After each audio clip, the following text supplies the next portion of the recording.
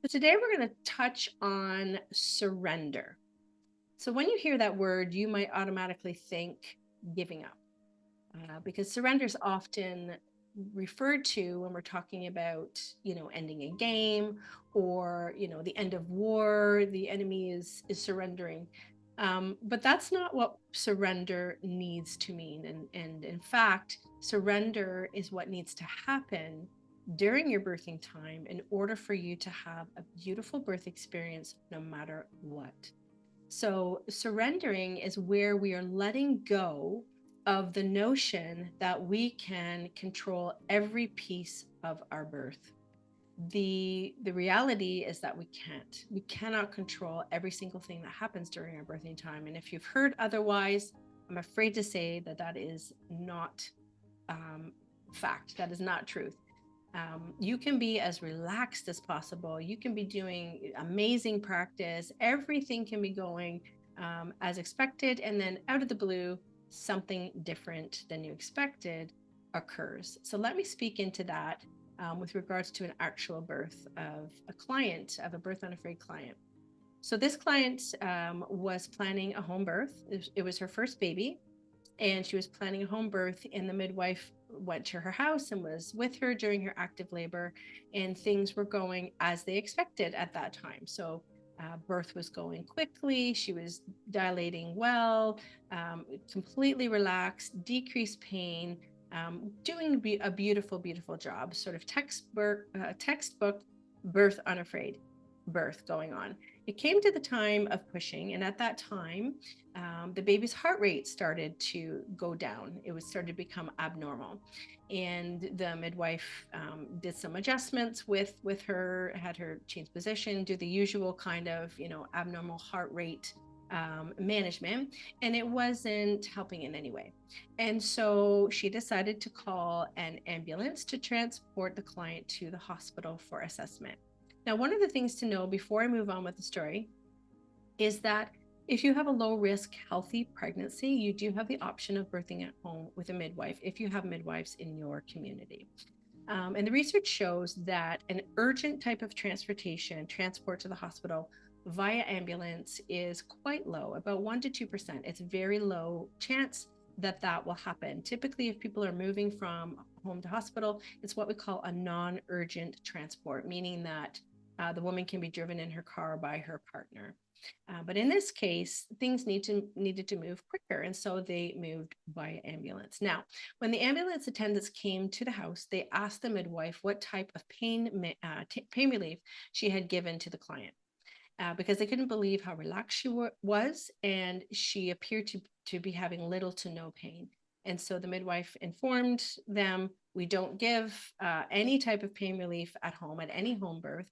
So no, she hasn't had anything. They didn't seem quite to believe the midwife, and so they asked the client, perhaps maybe she took something before the midwife came. So they asked the client, and she said, no, I didn't take anything. So they moved to hospital. They went in and put the monitor on her. Heart rate was still acting up. So they called the obstetrician to come in for an opinion. The obstetrician came in and again asked the midwife what kind of pain management she had. Again, the midwife said she hasn't had anything. She's just deeply relaxed. The heart rate was still acting funky. And so they decided that they needed to do a cesarean section. So they moved the woman into the operating room. And if you've ever been in an operating room, you may not have, but particularly when it's sort of a quick, unplanned thing, like in this situation, things are happening quickly in the room. You've got a whole bunch of people in there. They're opening up trays. You hear clanking of instruments and whatnot. It's not a very peaceful environment at all. When they got to the operating room and all this was happening, the nurse asked, what kind of pain relief have you had? The client said nothing.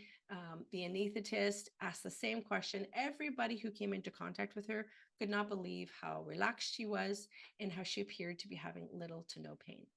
So within a few moments, within about 15 to 20 minutes, the baby was born. Baby was fine, nothing unusual. Baby came around with no problems. And eventually the mom was able to, cuddle with the baby, breastfeed. The partner is there as well.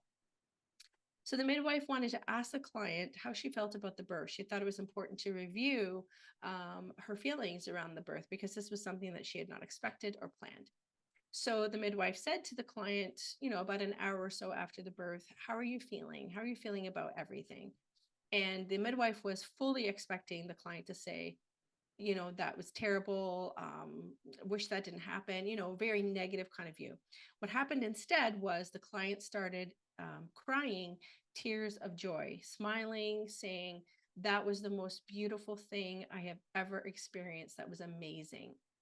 Now, who do you know who would have that type of reaction to an unplanned cesarean section, planned baby at home, but had to go to hospital, so in a different place than she had planned, had to get a spinal, which is like an epidural, but a quicker kind of thing, so I had to have some pain relief, had a C-section.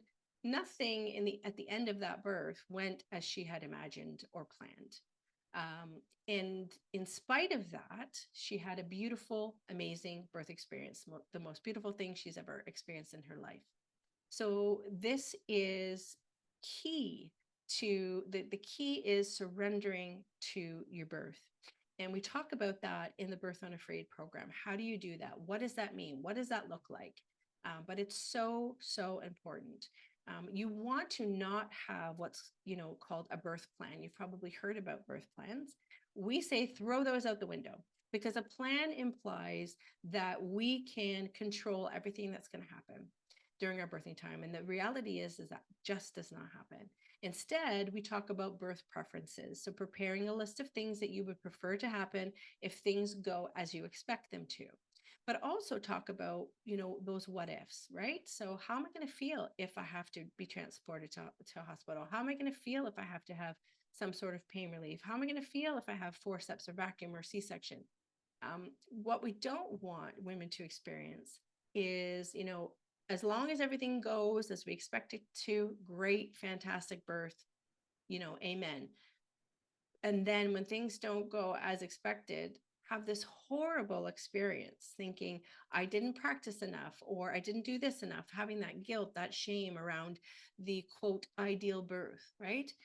So this is a real key piece of Birth Unafraid, and one of the things that really distinguishes our program from other programs out there.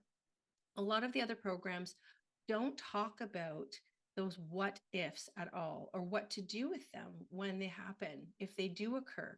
If you are in that 15% or so of people that may need a cesarean section, how do you still have a beautiful birth? What are the things that you need to do for that to occur? So surrender is a big piece of that. And we do talk about that in our program. So again, if you like this video, please consider clicking that like button and subscribing. Thank you so much.